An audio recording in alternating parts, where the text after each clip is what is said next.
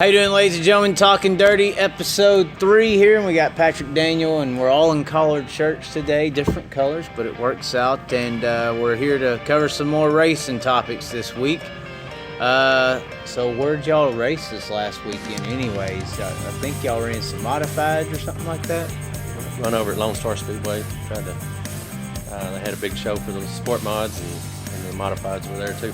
And you had your late model ready to go, I think, right? And then they canceled some races, and you moved over into modifieds. Last minute, we decided on Saturday we'd work on it and try to race it. And you were in love with the wall or something like that, Yeah, right? it didn't work out for us quite how we planned.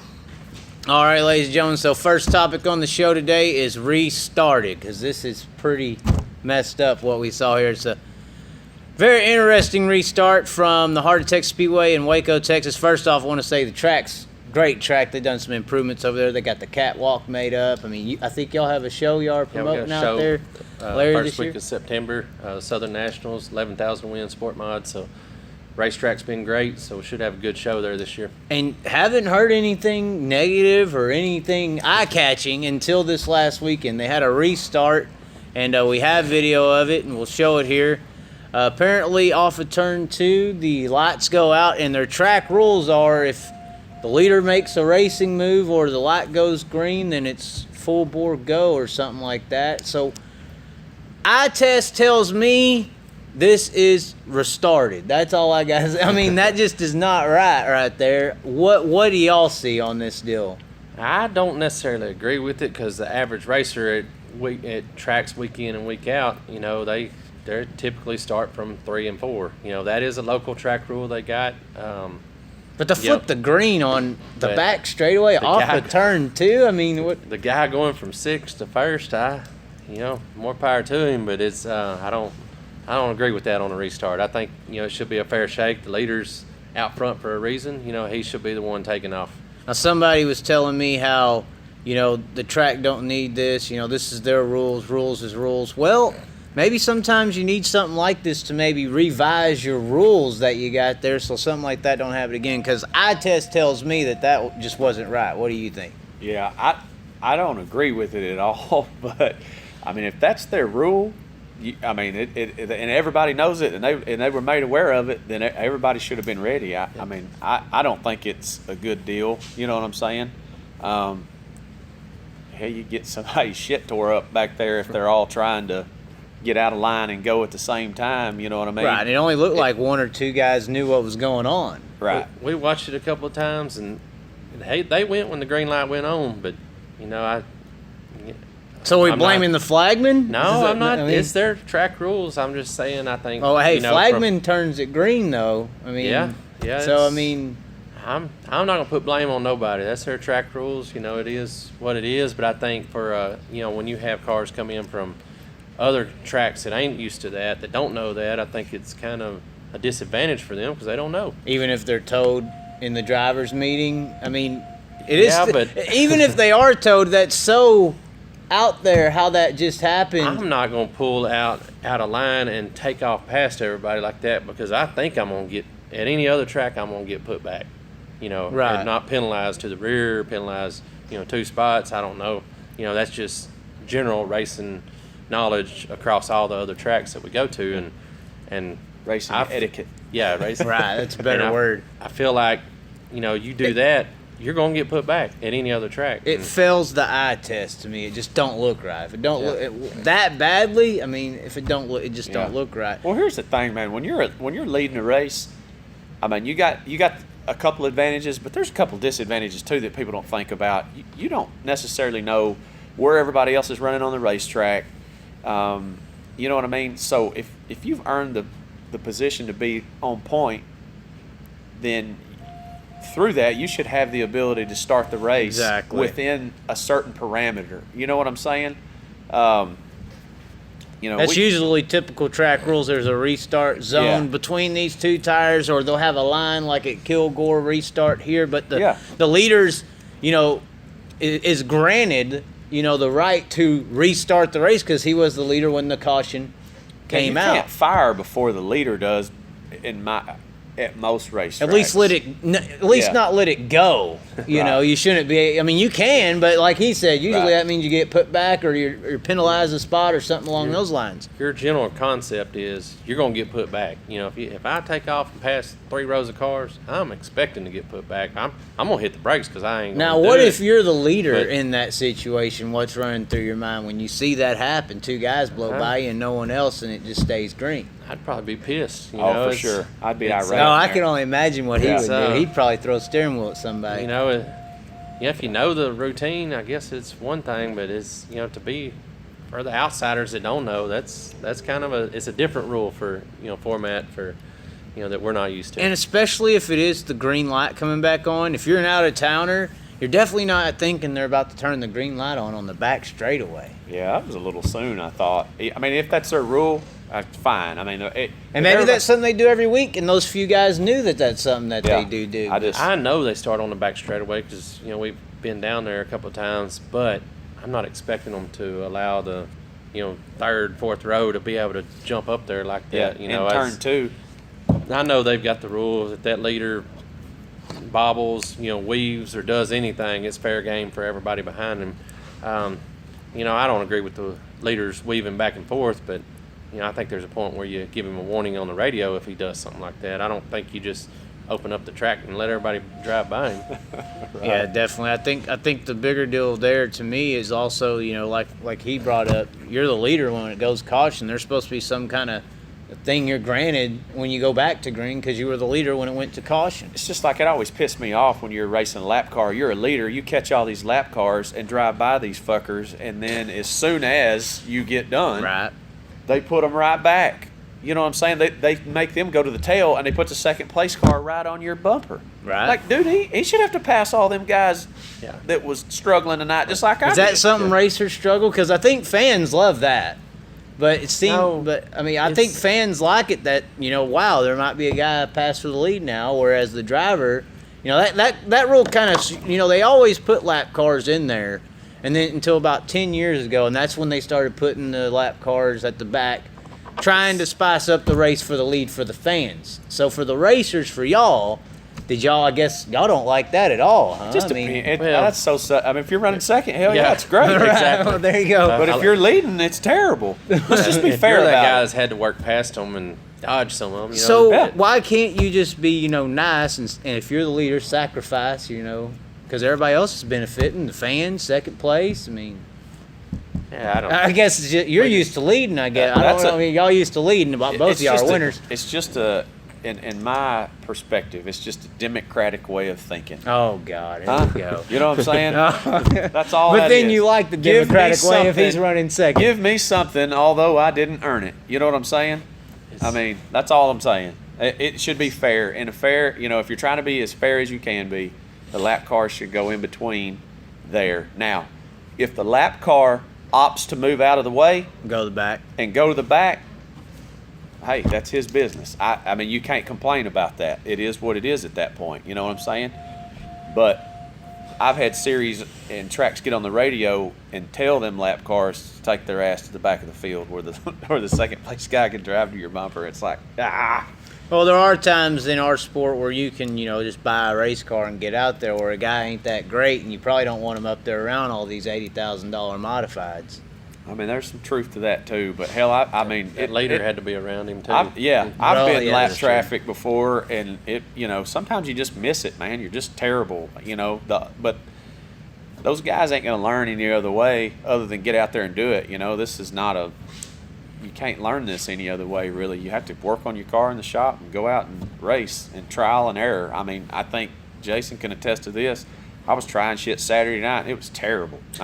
Looked like a first time I'd ever been in a race car. You know what I mean? But you don't know unless you go race or go test or something, you know. So sometimes you got to try stuff. I would say even the pros still do that some. That's the only way you know to get faster, or if something works for you or it doesn't, you know.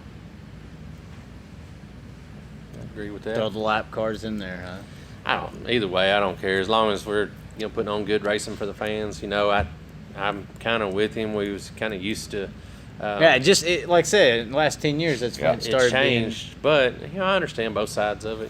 From the promoter side, they got to look and put on exciting races and do what they can. And sometimes they got to do things that we may not agree with as racers, but at the same time, as long as they're making good races.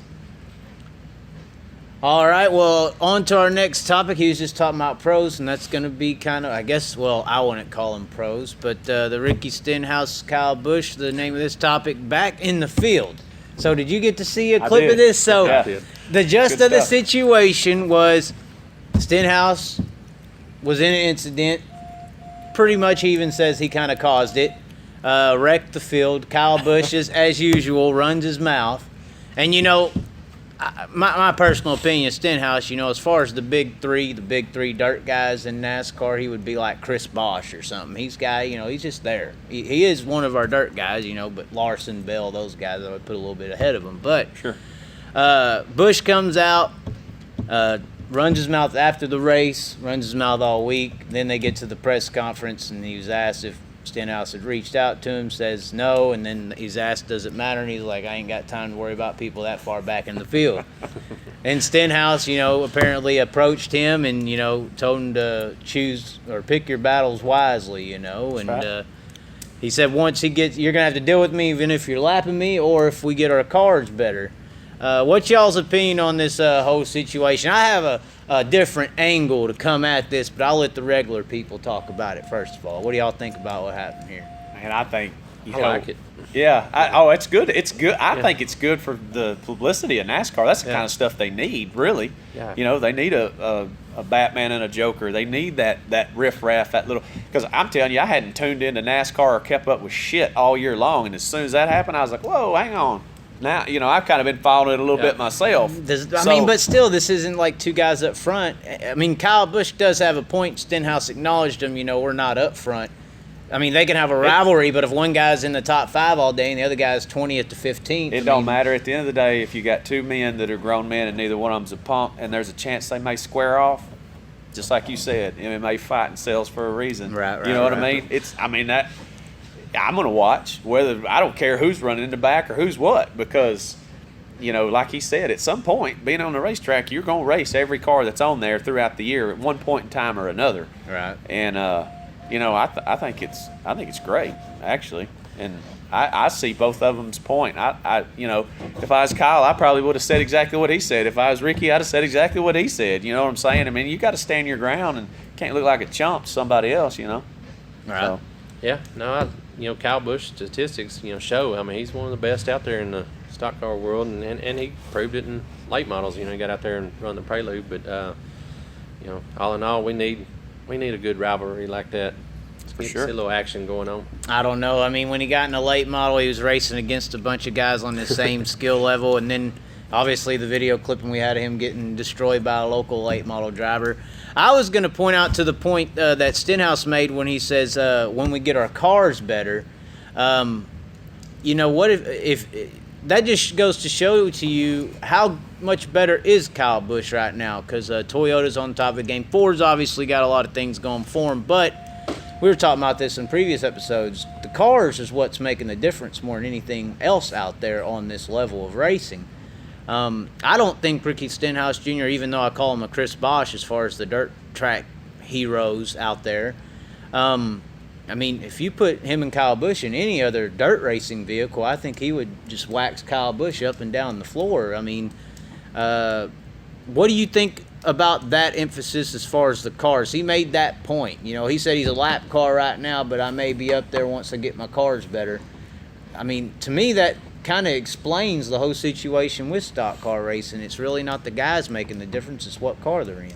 I do think that pavement racing overall is more money drive than dirt, but I just think it is, and the technology that they have access to, I think that he's not wrong there. But Jason said this 100 times, the good race car drivers will still drive a bad race car and make it good.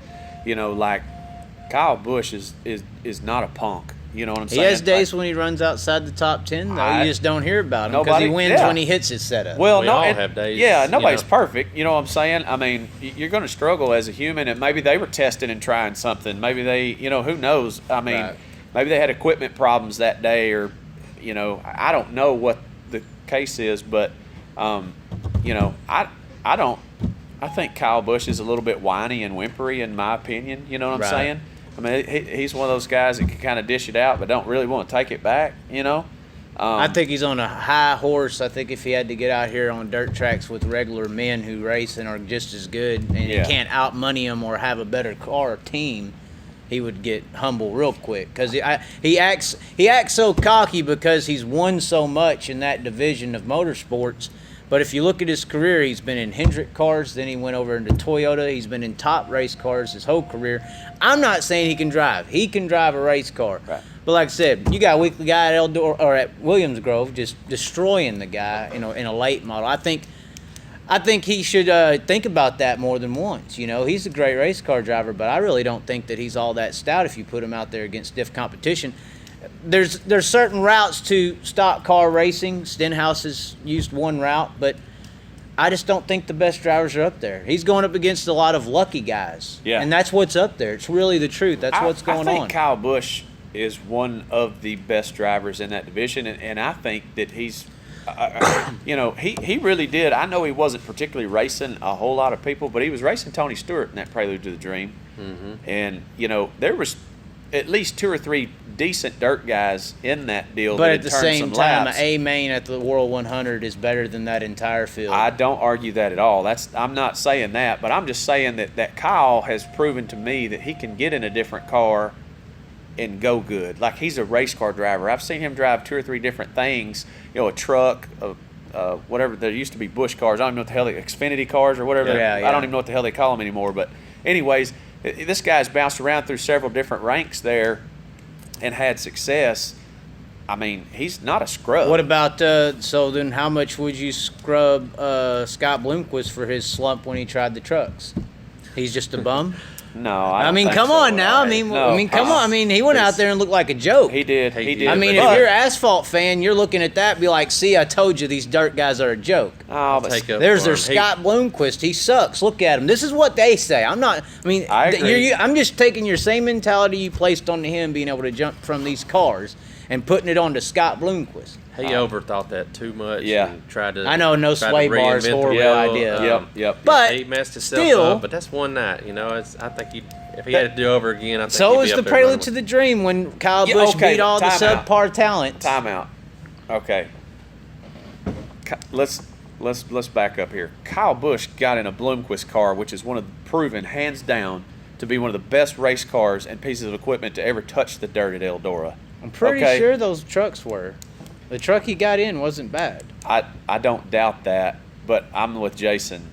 Scott just kind of over-engineered himself on that, and again, nobody's perfect. I agree. You know what I'm saying? I'm totally with you. I'm just telling you, if you give that old bastard a week of testing at that deal and let's run it again, the end result probably wouldn't be the same. You know what I mean? Because personally, I think those trucks are kind of like the transgender of the world. They literally have to change their skirts, just to get out there on the dirt. So I don't think driving Bobby Pierce kicked their ass in that truck. Hey, Bobby Pierce did a lot with a junker. Well, it wasn't. Well, I'm not. There's none of them are junk. Well, but that was a very underfunded car. Yeah. So or truck. He did a good job. To sum this up. And go with your whole subject of the show, basically, you got a guy, Bobby Pierce, who's never really sat in a truck like that to speak of, but all these pavement racers came into his wheelhouse, and he runs good like that. And I guarantee in a truck, and I guarantee you, if you took Bobby Pierce and put him in a good funded truck on a pavement track, he would repeat and do the same thing and run up front with them and not run at the back. So you take the back half of that field that were pavement racers driving on dirt, and then you take Bobby Pearson, put him in their world, he's not going to be in the back half, is what I'm saying. He's still going to be a front runner, and those guys that are running at the back still going to be back there with the right team. And then you have guys that come over from their side to try our stuff from time to time, and look how bad Jeremy Mayfield did. I mean, he was a joke, and this is Jeremy Mayfield beat Dell Sr. and all those guys on the cup level. I mean, you have Cole Custer, who couldn't make it out of the B main at Bubba Raceway Park earlier in the year. You get up to the NASCAR level, I think y'all said it, it's money driven. The top teams got so many engineers, backing on that. And that's my point really here with the cars being the difference. But I'll kind of disagree with the Kyle Busch thing. I think you put him in dirt long enough, he's going to figure out how to wheel it. I think he'll be a lot farther in the field than you think. I think there's more talent in dirt because you don't have to be somebody or know somebody or a grandson or something like that to be in our cars. You just go get a car and get to the track. So we have more talent, therefore we have more competitors, therefore we are tougher to run up front. I wouldn't say he would be dominant driver, but he would I'd be give a him top contender. 10 after the first He'd be a year. contender, but the difference in dirt is there's so many different variables on track conditions. There's so many more drivers. You got, like you said, you got 43 drivers to choose from in the cup level. That's all they race against every week in and week out. Well, there might be this local homeboy over here that can at this wax track everyone's ass. Just has never got the opportunity to go out. He's a sleeper. You don't know about him, but there's that at every track. The back 20 cars are just riding around holding the steering wheels, getting paid. Right. They ain't driving Starting shit. parks almost, Oh, basically. yeah. That's a joke, dude. There's probably, out of 43 cars, there's 15 race car drivers in that deal. The rest of them are just cruising around. Well, And there's really, some of them are still race car drivers. They just ain't got the equipment. You got the Hendricks and the Roush and then there's some publicity guys like you were pointing out. They just know a sponsor and they just hook up and they just. Here's the deal: how you gonna one father or brother or cousin makes it into racing, and all of a sudden they bring their brother with them. You know what I mean? Right. And like one family member, whether it's a brother, a cousin, or whatever, is actually a race car driver. The other one's a flipping scrub, but he talks good on camera. He's coachable. He just says I like dirt, and he makes a living off of us. Stuff like that. Yeah, the dude rides around, holds the steering wheel, gets got a name, so he gets in some decent equipment, and wins him 2 or 3 races, and all of a sudden he's a race car driver. Negative. Right. You know what I'm saying? And back then it was a little easier to win because you could really outmoney someone back then. I think there was a lot of teams back there who were single car teams, and those big corporate teams could really do some damage with the right guys in there, especially on the Busch level back then. Busch was somewhat of a big deal, but not that huge of a deal, you know. So I never understood why they, this is what I don't understand. Outside of Ricky Stenhouse and the 42 car, the Target, was that Larson? Bell. Yeah, Bell. Outside of those guys, the only one to work his way there, from my understanding, is Chase Briscoe, but y'all may not even know who that is. Yeah, I've never even heard of that guy. But my point is, those 3 that I just mentioned, I had seen them race personally, and knew of their existence on this planet. The rest of these guys that came along in the last 20 years, other than Tony Stewart, I guess, I'd never even heard of these people. Like Jimmy Johnson, he's like poof, and he was an off-road. He came from off-road racing. Same thing with both the Busch guys. Never heard of them. I had never heard of used to be the 17 car for a long time, the DeWalt car. What was that guy's name? Kansas. Yeah, never heard of him before. I think he was a came pavement racer. A lot of those guys But you just it's like, listed are from the asphalt. Still, rounds. it's like I'd never you would think at some point these NASCAR teams would figure out a recruiting system or send out a deal of recruiting people to these, somewhere to find good race car drivers. You know what I mean? Well, they kind of try to do that, but now the emphasis is so much on, like we were talking about, selling NASCAR dreams. Let's rent these rides out and make a bunch of money with a racing operation. That's more the goal now. I mean, a lot of these kids coming up and everything like that, it's basically a big money-making scheme. They're selling NASCAR dreams to, and if you know somebody, or a grandson, or this big giant sponsor has a daughter who has married this guy and has a kid, and that kid wants to be a race car driver. The sponsorship connections, not more so than just agency-wise, but actual direct connections to sponsors. That's a big deal too. It's money-driven. I think really the racing world goes through cycles. IndyCar was on top. NASCAR was on top. Obviously, NASCAR's falling off right now. I say instead of us trying to save NASCAR, we try to build dirt up. That's what I would like to enjoy seeing. Really what's hurting them is they don't have any more. Regular people don't have no respect for the local racing scene anymore. Right. So you can't build a name before going to stock car racing beforehand, when local racing was a big deal and you didn't get there till 30, like we said. You were able to build a big name in a local scene and be sponsored and known. By the time you got to stock car racing, you represented a town. You was like a hometown hero, you know, not just a couple people that knew you. You, like, if you came out of Dallas, now everybody from Dallas knew who you was racing at the local track. Now you're in there with their whole fan base. So the system has killed them up. I mean, it was a harvesting effect, really, where local racing not only built names, but it also built fans. And every time they came in once or twice a year, they were coming to race towns because the local racing scene was putting on a show. You know, and now they have we have no local racing notoriety or recognition or big fan bases, so they don't have any. They're going to these towns now, and they're ghost towns as far as race fans are concerned, because the only thing regular people are seeing is their crap that they put on. It ain't no fun or exciting like our stuff is. So just kills the whole system in a way. But they killed all the good tracks in NASCAR, you know, and it kind of North Wilkesboro, I got the down low on that one. You know, Bruton Smith was involved in that one. Bought North Wilkesboro out, crushed that deal. An investor with SMI wanted a second Cup race at Texas Motor Speedway and was responsible for taking Rockingham down.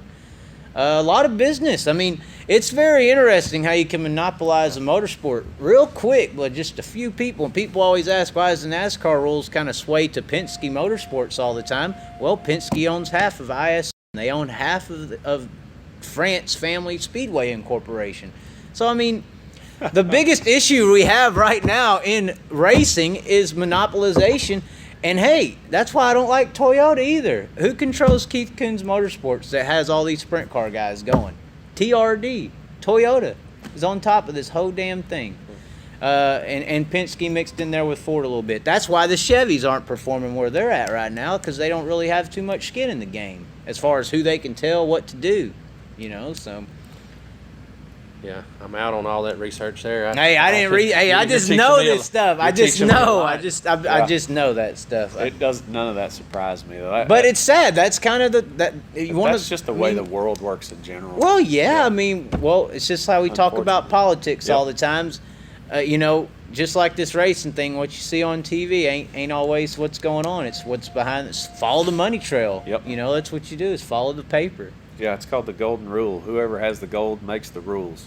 That's pretty much what's been happening. That's a good statement. That's why oil is mainly gold, because oil runs the world. On to our next topic here, ladies and gentlemen, the 35th annual King's Royal. The Sweet King, Donnie Schatz, picked up his, I think they said third consecutive King's Royal.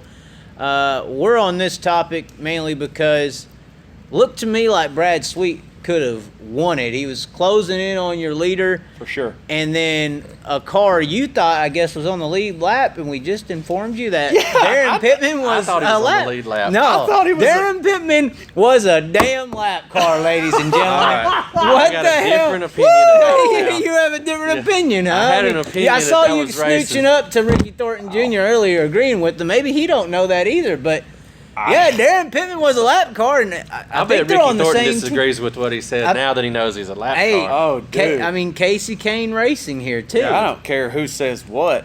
If you're a lap car, and, you know, at that level, most of them guys know, A, they're a lap car, B, they kind of have an idea of who's been running good all night. You know what I'm saying?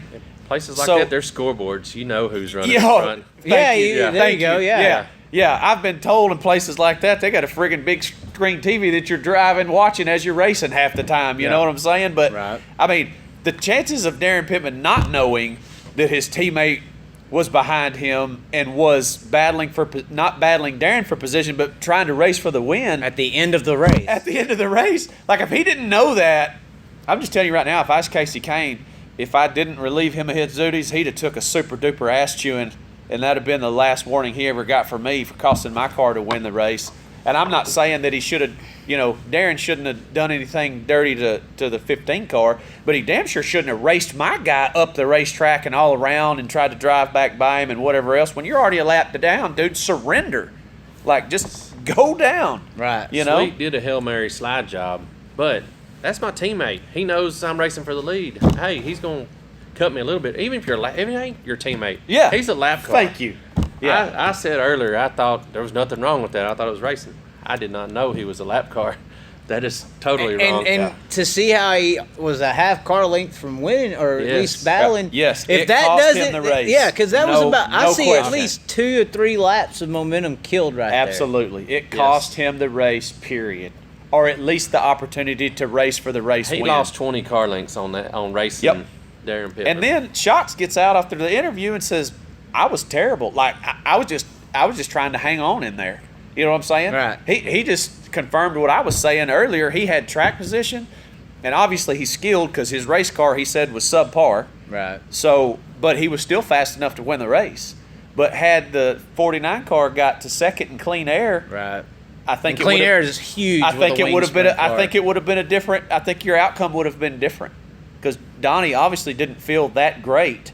You know what I'm saying? Now he could have picked up the pace. I don't know, but a lot of those guys got dudes in the infield telling them, "Hey, you got somebody coming. Your lead's shrinking or Well, whatever." even if that's not the case, you see the scoreboard 15:49. I don't know who was third, but 15:49. 15 goes by you, right? Yeah. You're driving. You know that the next car behind the 15 is a 49. Right. And you can hear engines when they're that close, because he was up pretty close to him there for a good half lap. Yeah. He had to know that was the 49 Well, back there. How When he can went across in front of him, he knew. Well, Granted, he turned and drove back under him and slid him. Yes. Yeah. I'm like, are you kidding I me? really don't know what to say about that car. Boom, dude, that just blew my mind. It's Blew my I mind. really don't disrespect. know. There's a racer's respect, and Yeah. as a lapper, he shouldn't have done it. As a teammate, he shouldn't have done for it. sure. Yeah. No way. For no the how. Kings, well, 50 grand was That's on the the line crown there. jewel. That wasn't that was a big race. I watched that, but I had no clue that was. I thought they was racing for position. No, that was a lap car, Okay. bud. Hey, everybody does dumb shit. Well, And granted, I'm he's not- running 120 up Yeah. on the fence at Eldora. I'm not saying anything negative about Daryn Pittman, but I am saying that was a bonehead move. You know what I mean? And for a guy Wasn't a that team races player for sure. for a guy that races for a living and has turned as many laps as him, Park next to the guy more I than just likely. don't see how in the freaking world when his teammate slid in front of him what he thought he needed or was going to accomplish, whether it was a teammate or not, to turn and drive back under the second place car. It ain't like you're fixing to get your lap back, number one. Number two, you just don't do that. Like Jason said, this guy has the opportunity to go up there and win the race. You don't. So what Right. do you do 2 weeks from now when the shoe's on the other foot and you got the hot rod and you're trying to race for the win and some asshole slides you and crosses you over and races you? It's like, dude, I'm putting you a lap down. You suck tonight, okay? Just surrender. Just let me go on, you know? And I've been on both ends of that deal, unfortunately. I've got lapped. But I try to hold my line, and if the guy lapping me, you know, the first 3 or 4 cars, after that, if it's fifth on back, I don't give a shit. I'll race them. You know what I'm saying? Like, Right. But if it's the first 3 or 4 cars and they're kind of in a wad and they squeak, like I'm lifting, like I just need to get out of their way. They're racing for the spot. You know what I'm Right. saying? And I've had some guys extend the same courtesy to me when you drive in there and show them a nose. You just see them they just whoop disappear and you drive Yeah. off from them. Right. They give you Thankfully, the they usually know. what happens. Yeah. You seen in that same video, I don't know, I didn't pay attention to the car number, but that black car, he slid him. That dude hit the brakes and followed him behind him. He did Right. what should have been done. For sure. You know, I ain't saying to back off and just let him go, but when you're a lap car, it ain't sure not. No, You know? for sure. That was Teammates and Kings Royal. That was a I mean, bonehead it's move, Sprint dude. car racing, it's Knoxville Nationals, Kings Royal, you know, kind of in the same sentence at least for 2 of the marquee races. Yeah. That was sure enough a bonehead move. I just don't know. I don't know. You have to ask Daryn what he was thinking on that one. All right, ladies and gentlemen, on to our final topic, and it's slow mother truckers. And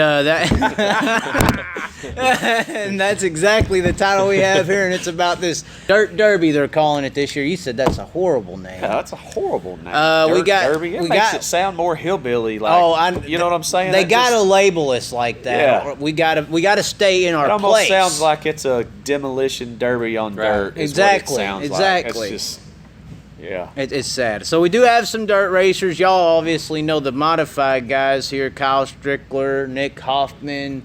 Got the national, I believe, the USAC midget points leader right now, Logan Seavey, former Keith Coons Motorsports racer and running good on the West Coast in wing sprint cars this year. Tanner Thorson's in it.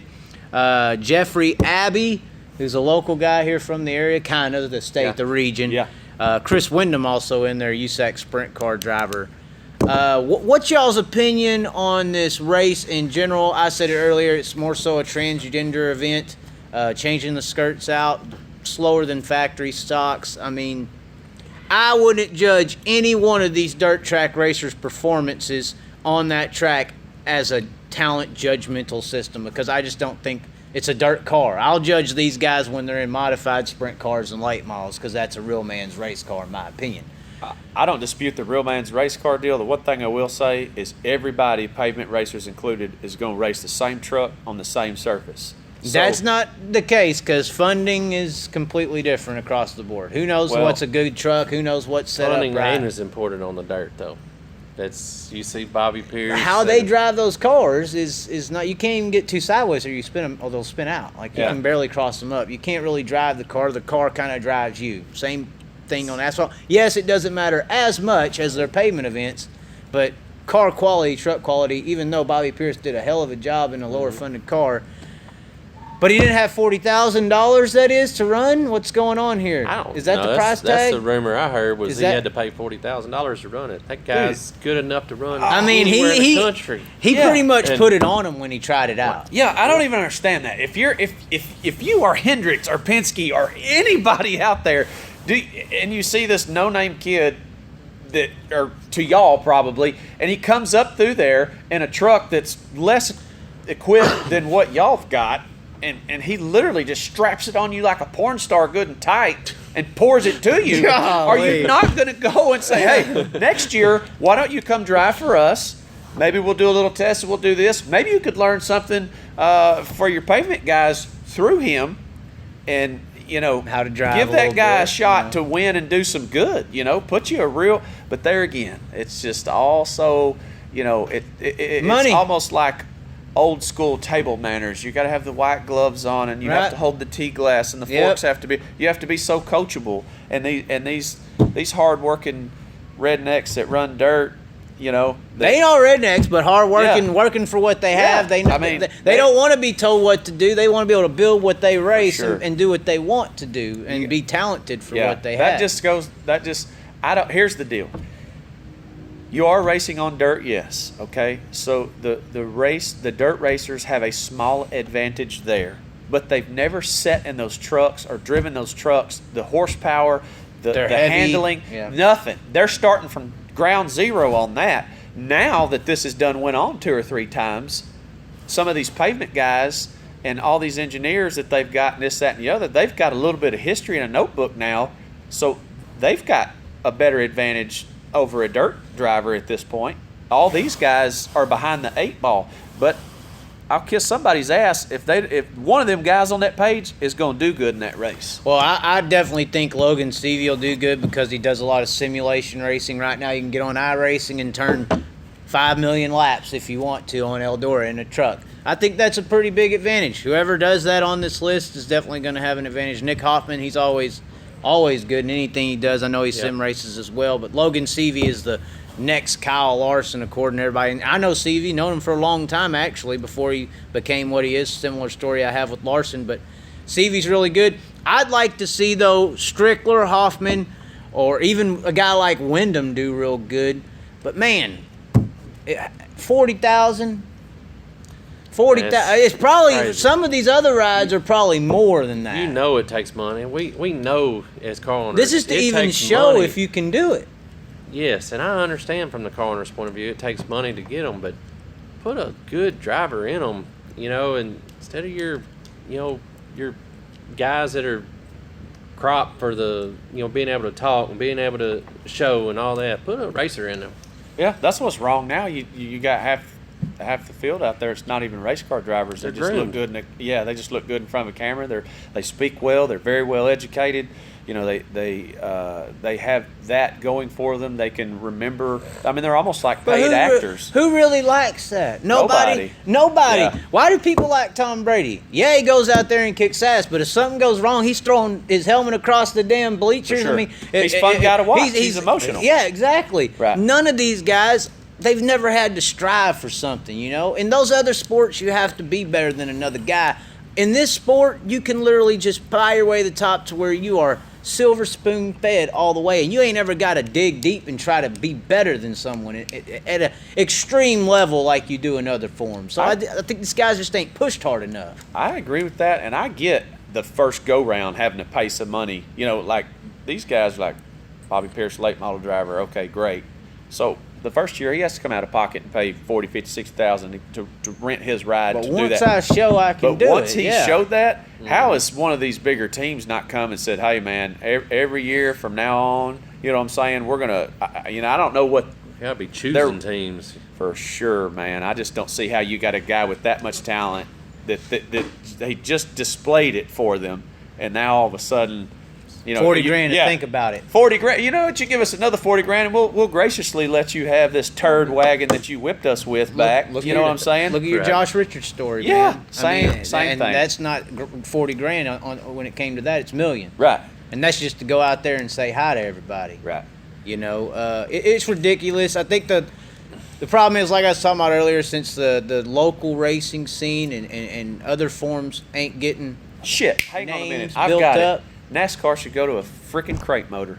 That would save the sport. Oh, Huh? man. Grandma station wagon. That's right. Oh. 6,800 RPMs at Talladega. It set the world on man. fire. Wouldn't it? Oh, man. He said he Huh? had fun in the crate. It saved money.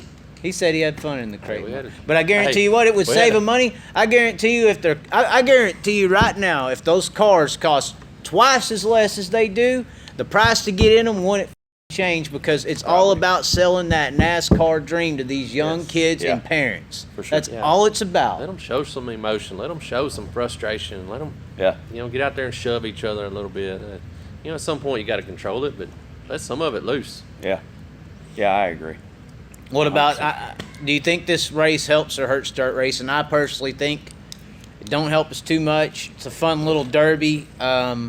I'd think- rather judge, watch, and show the world sprint cars, modifieds, and late models than this. I would too, but I feel like when you're so far behind the eight ball like we are in the dirt world, we've got to start somewhere. And if It's not kissing their ass. It's not, but here's what I'm getting at.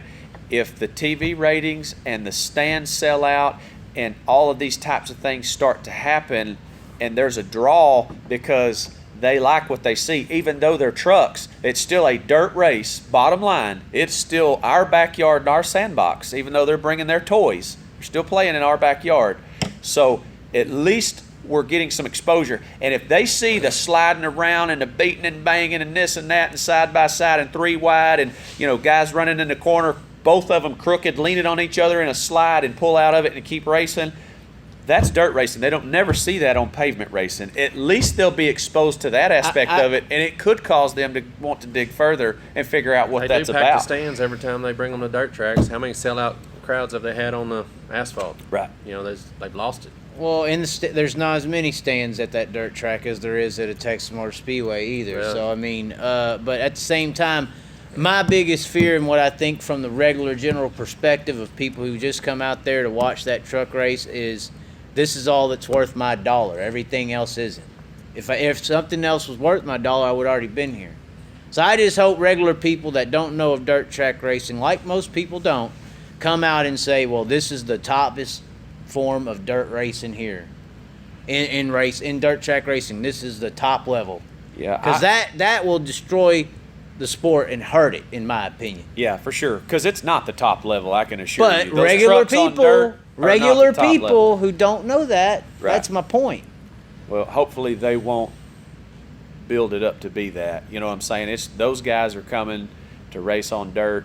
It's a neat concept. I'm glad that they're doing it, because if somebody has never even heard of dirt racing, but they're a big pavement racer or a NASCAR follower, and then their truck series goes and runs this dirt, and they see how exciting and how fun it can be, they may look further into that and go, well, shit, they race all kinds of stuff on dirt, not just trucks. So, you know, if they do any research at all and figure that out, you may gain a dirt fan or 1,000 out of that deal that you didn't have before. And I think that's kind of Tony's whole mentality and thought process behind that, if I was to guess.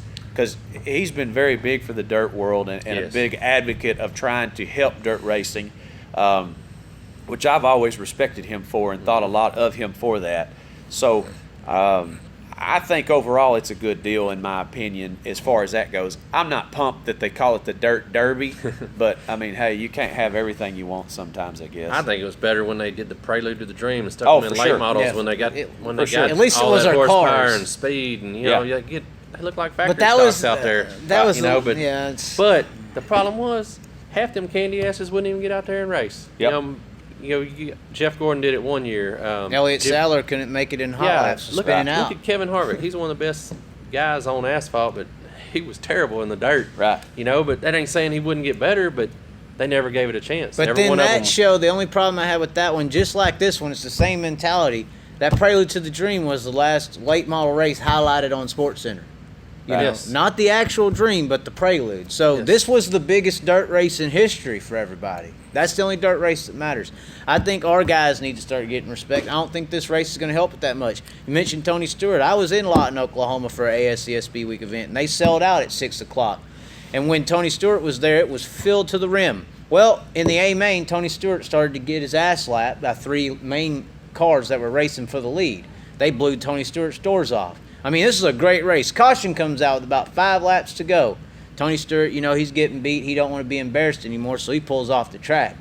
When that happened, 5 more laps to go, badass 3-car race for the lead, the stands empty.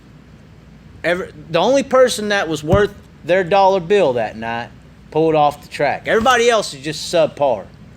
You know, so I understand the exposure of the sport, but that's just a little example of the true psychology at play here. Yeah, these guys on the dirt have to be worth it, and that's the only reason I don't like the idea of this truck race, because it puts it above all else that we do. I think if you wanted to see a race, you get every other driver, one being dirt, one being NASCAR. Put them out there. Put 40 cars, 30 cars out there, you know, whatever it takes.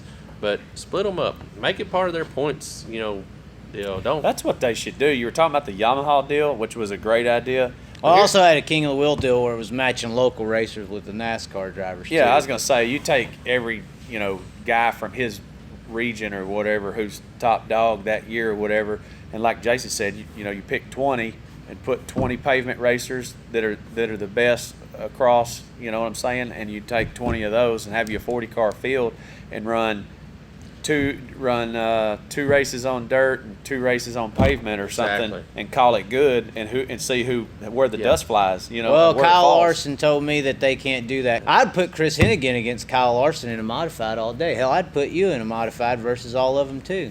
Yeah, Chris is pretty good right now. Right, he is. Especially but I'm just saying. I mean, Chris Hennigan, but that's a nobody. You have all these people out here in internet land and Facebook have no idea who you're talking about. Chris Hennigan, a freaking nobody to the world, could smoke any one of those drivers in NASCAR right now in a modified. I don't doubt that a bit. I'd bet on him. Yeah, all day long. Especially if you brought your ass to Lone Star Speedway. Hell, Arclitex. I agree. Yeah, I'm just saying. Same thing goes for Whitehead and the factory stock. Same thing goes for a lot of these guys. Yeah, for sure. For sure. I mean, but there's a Chris Hennigan in every single city and region of this damn country that is one of the best drivers out there, and they ain't even known. Yeah. You know, they don't that's call my him problem. Hennigan for nothing.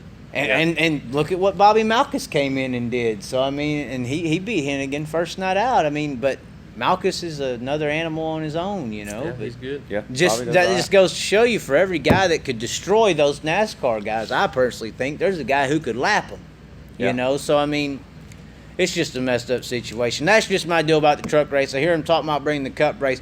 They bring a cup race to Eldora Speedway, I will personally lead up a protest at the front gate. I will tote some signs. We will go Facebook Live, and I don't care who stops me. I'll go to the edge of the earth. I say on a deal like that, if they try to bring those damn taxi cabs to the track, I'm going to be there with my sign. I think it could be good, like we discussed, having half of them do dirt, but make sure they got to put half the dirt drivers out there on asphalt with them. And do a 4-race series. Do 2 races on dirt, 2 races on asphalt. Yeah, I think that'd be awesome. Yeah, I know there's insurance policies and all that. Put them on the short tracks. See what them dirt guys can do with them. These stock car guys ain't race car drivers no more. That's the deal. And give them good teams. It's. These stock car guys just ain't race car drivers no more. You had AJ Foyt, Mario Andretti walk in Daytona, walk into Indy 500, then walk into Terre Haute. You had guys do stuff like that. Now you can't anymore because you're under contract to a corporation. Yeah, and I'm sure that sucks for them. And I wouldn't say that all of them are like, again, Kyle Busch, Larson, Bell. I mean, there's still some guys up there in that level that are race car drivers. I guarantee you could put Kyle I'm not Larson saying in they're a not. modified. I'm saying that they just can't be a actual racer and just race for when sure. they want to. They're good at what they do. Sure. They're bound. They're contractually bound. It sounds like. Which, again, if I was them, that would suck a lot. Not being able to actually do what you enjoy and what you love. If you wanted to go race. Hell, could you imagine how much fun it would be from wherever those guys are from if they're home on a Saturday night to call their buddy that, say, hey, man, I know you got a backup car. Can I give you, a couple grand to race that thing here? Just show up at a racetrack unannounced and just get in a car and turn some laps and do what they do. I'm sure they would love to do that and just go back to kind of where they started from just to do it. I mean, I would love to do that. Just show up unannounced, unload. You know what I'm saying? It kind of reminds me of a driver who got pushed out from one of these nobody drivers that came up, Daniel Suarez. Carl Edwards did that one time at Cowtown Speedway, just jumped in a sprint car one night. Where's Carl Edwards at? Let's bring him to the dirt track. What's he doing right now? He was another good dirt racer. If Carl Edwards jumped on the Outlaw Late Model Lucas Oil Tour right now, that'd be headline news. Why is that not happening right now? I don't know what he's doing. think that he's modeling and right. A lot of people don't understand how hard it is when you're racing and traveling, and really and truly, that's a little bit of a gypsy lifestyle. To be honest with you, I mean, it's almost like a traveling it's like circus. a band or something. It really is, man. And a lot of people don't understand. You're out there, to be successful, especially on dirt.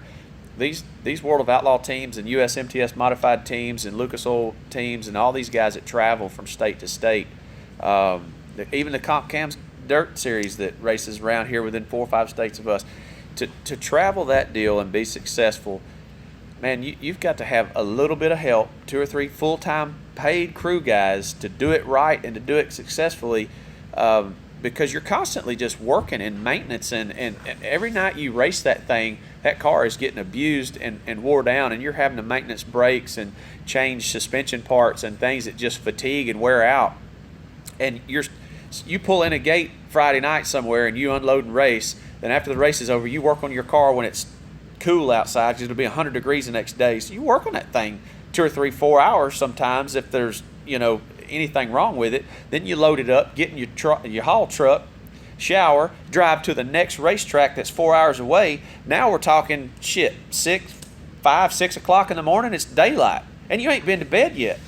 And so now you pull up there, try to get some breakfast at the Waffle House or something to get a little something. And you pull up the racetrack Saturday morning, chuck the brake, wait for the gate to open, unload, do it all over again.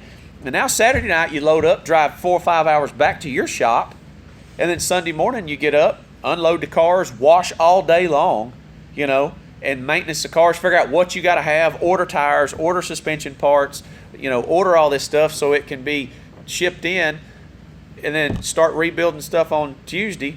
Get your car fine-tuned and scaled or smashed up for your springs on Wednesday or Thursday and load so you can be ready to leave Friday morning and head to the racetrack and do it all over again. And that sounds like a Comp Cams deal. Lucas Oil guys are running 4 nights, 3 nights a week sometimes, and they ain't going home to no shop. No. They just got to do it in a Walmart parking lot or something. As much as it looks like a glamorous lifestyle, it's a rough lifestyle. Well, You know, now they- these concrete queens, they just ride around the RV Well, and show up and have the they car fly. rode out. Yeah, fly they in and do out. They fly, have but here's They the got deal. some nice RVs. I've the seen same, them. but Yeah.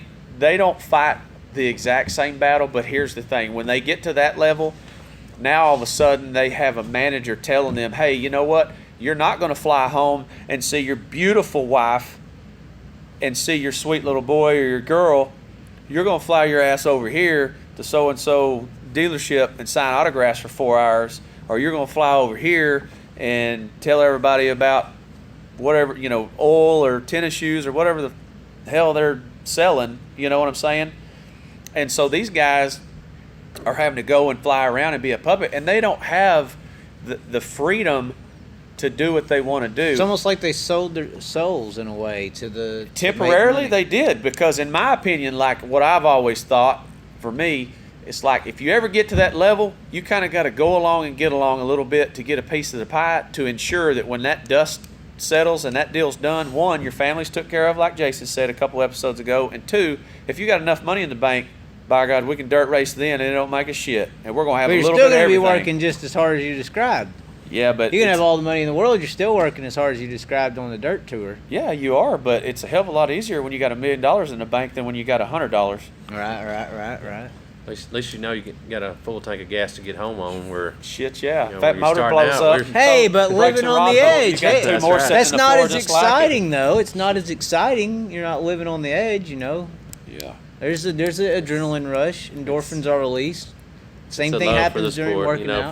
from the bottom to the top, and I think some of that goes away, as they get to that fame and fortunes and all that. I think they kind of some of them lose their grassroots. Tony Stewart's proven to be one that's diehard from day one. He still just as much loves the dirt as he did For sure. when he left. I don't know. I was thinking about this, that whole phrase, forgot where you came from. I mean, nobody did except Gordon. It seems Gordon like did. if Gordon... He was one of my childhood heroes. I say childhood. I grew into racing. As I started racing, my career, I always, looked up to him as one of my heroes, and, just kind of, disappointed. It seems like he come from dirt. He could help support some of it.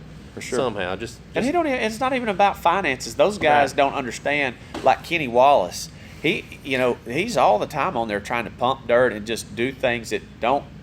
Don't get me wrong. He spends a ton of money of his own money and time to help it, but he does other things Another Toyota that, supported that driver. don't really cost him money to try to Right. help people. You know what I'm saying? And Jeff could do the same thing.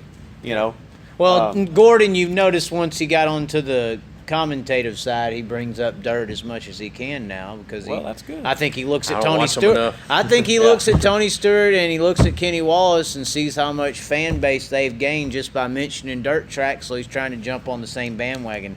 There's a lot of money to be made if you can get up there on NASCAR's level and say dirt, dirt, dirt, and you'll get a whole fan base just by those magic words. Yep. Seems Kenny like. Wallace and Ken Schrader, you gotta look up to them guys. Oh, for sure. they're Ken racing- Schrader for sure. They race as much.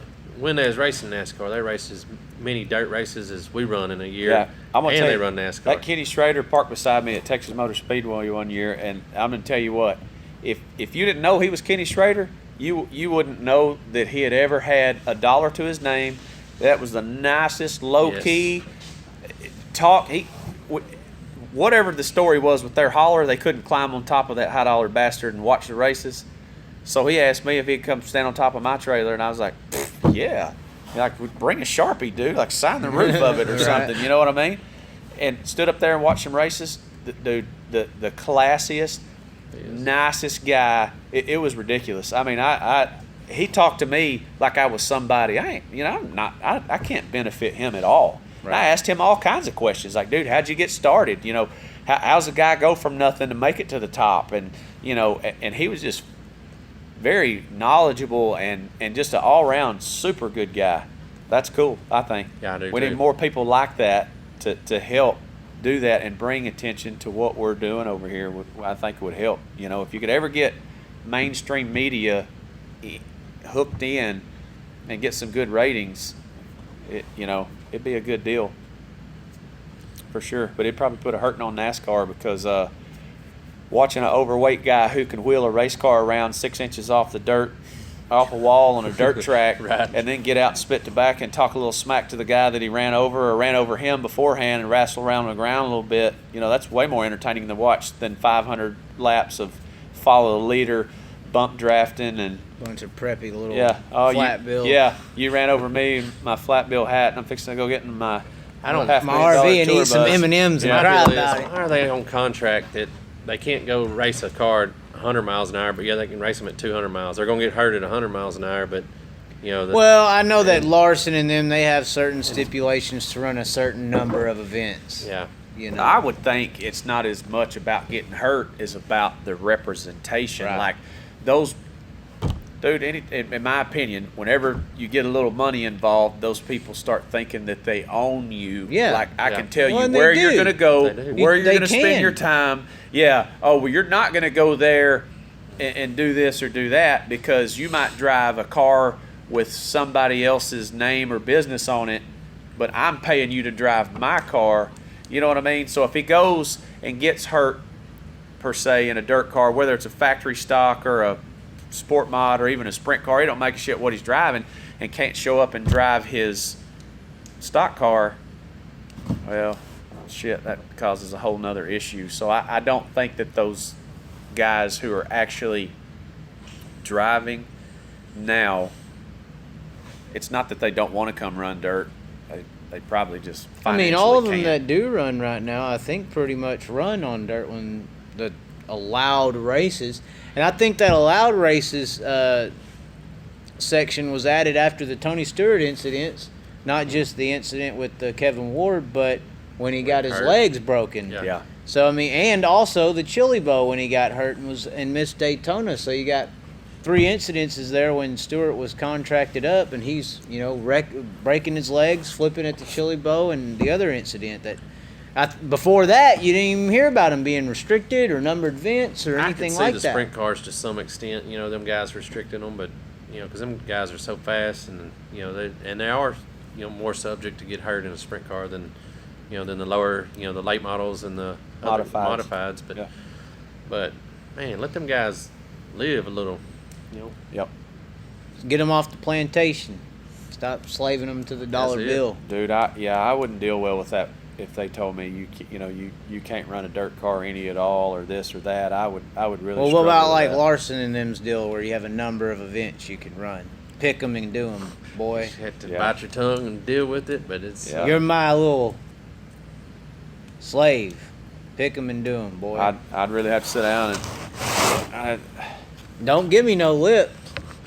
that number's big. Yeah. I'll only run dirt 5 times this year, like you said. But I keep looking at that bank account, make sure them checks was cashing. Is what I That's do. right. Wow. That's right. Because when that dust settled, you can bet on PD being there full time.